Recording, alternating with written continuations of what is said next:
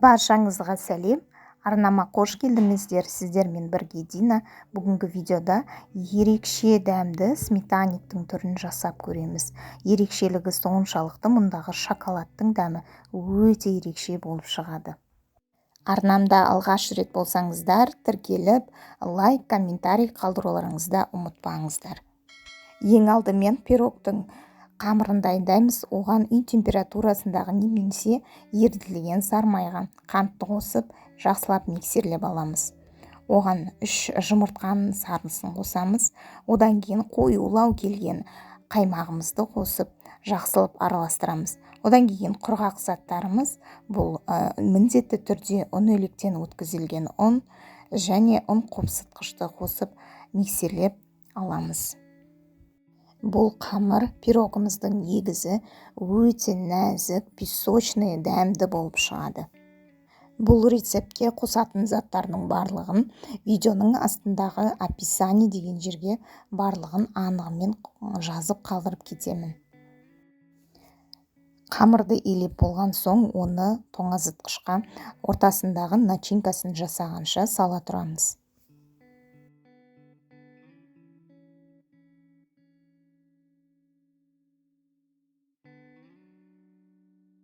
Пирогымыздың салмасын дайындаймыз, яғни начинка.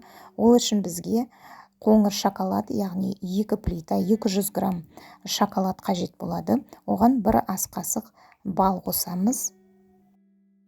70 грамм сармай. Өз қалауларыңызбен ерітіп салсаңыздар да, үй температурасымен салсаңыздар да болады. Су банясында ерітіп, осындай қоюлықта шоколадты дайындап аламыз. Бөлек ыдысқа 2 жұмыртқаны алып, оған қант қосып, жақсылап араластырып аламыз.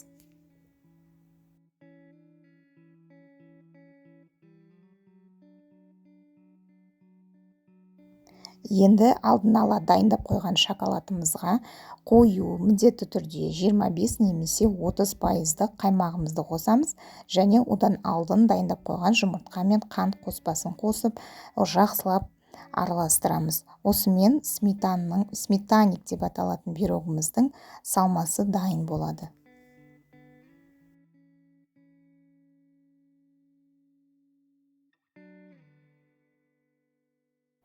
Тоңазытқыштағы тұрған қамырымызды осындай торт пішін дайындайтын формаға немесе арнайы пирог пісіретін формаға қамырды қолымызбен осылай жайып аламыз. Одан дайындап қойған салмамызды құйып аламыз. Қызып тұрған 150-160 градустағы пешкеге 1 сағат 10 минуттай салып аламыз.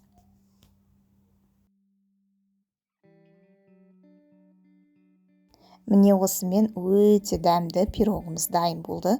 Қалауымыз бойынша оны әсемдесек те болады, әсемдемесек те болады. Өте дәмді шықты. Міндетті түрде жасап көріңіздер. Рецепт сіздерге ұнады деген үміттемін. Ұнаған болса, лайк, комментарийлеріңізді қалдырыңыздар. Арнамда алғаш рет болсаңыздар, тіркеліп жазылып кетуді де ұмытпаңыздар. Назарларыңызға рахмет. Сіздермен бірге болған Дина. Келесі видеода кездескенше сау болыңыздар.